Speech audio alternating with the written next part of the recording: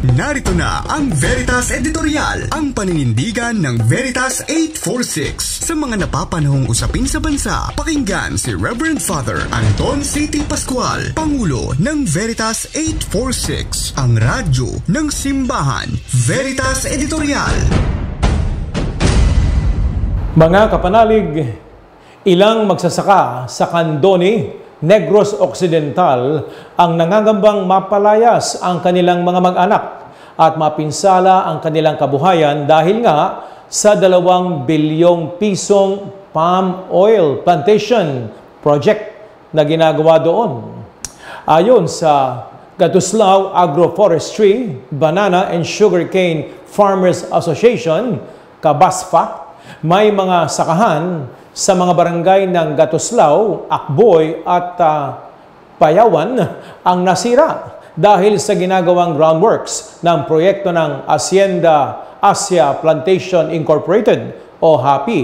Ang HAPI, kapanalig, ay pagmamay-ari ng mga bilyonaryong pamilya ng mga konsungi. Ayon sa Kabasfa, humigit kumulang 100 pamilyang magsasaka ang direktang naapektuhan. Mahigit 1,000 pamilya na magsasaka, katutubo, sa 3 barangay ang maaaring paalisin para bigyang daan ang sinasabing plantasyon.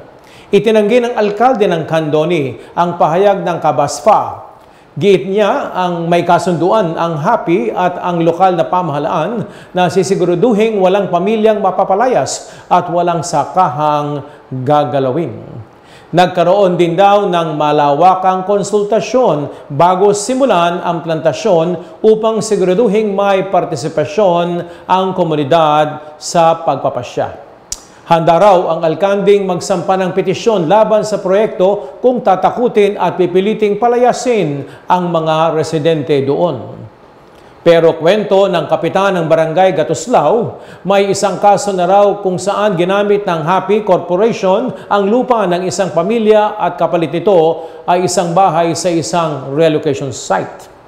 Nakapaloob ang planong plantasyon sa mahigit 6,000 na ektaryang forest land na sakop ng Integrated Forest Management Agreement na nilagdaan ng HAPI Corporation at Department of Environmental and Natural Resources noong 2009. Sa kasunduang ito, kapanalig, iginawad ng DENR sa kumpanya ang eksklusibong karapatang paunlarin, pangasiwaan, protektahan at gamitin ang lugar sa loob ng 25 taon. Maaari itong i-renew ng karagdagang 25 years, alinsunod sa prinsipyo ng sustainable development at sa inaprobahang plano. Ayon sa alkalde ng Candoni, 3,000 hektare lang sa Gatuslao ang gagamitin ng HAPI. Giit naman ng ilang mga residente, dekada-dekada nang tinitirhan at sinasaka ng mga katutubo ang 4,000 hektarya sa lupang sakop nga ng IFMA. Kapanalig bilang isang industriya sa mundo, madalas na naiugnay ang palm oil production sa malawakang pagsira ng kagubatan, pagkamkam sa lupa ng mga katutubo at pagsasantabi sa mga karapatang pantao. Ito ang tinatawag na conflict palm oil. Samantala, ang grupong nasa likod ng palm oil project sa Candoni ay iniugnay sa mga negosyong mapaminsala sa kalikasan at lumalabag sa karapatan ng mga katutubo. Huwag sanang maging panibagong kaso ng pagsakripisyo sa kalikasan, mga magsasaka at mga katutubo ang plantasyon sa Candoni para lang sa pagkapayaman ng mga bilyonaryo at malalaking pribadong korporasyon. Di po ba, kapanalig? Ang Candoni ay isa sa pinakamahirap na bayan sa Negros Occidental.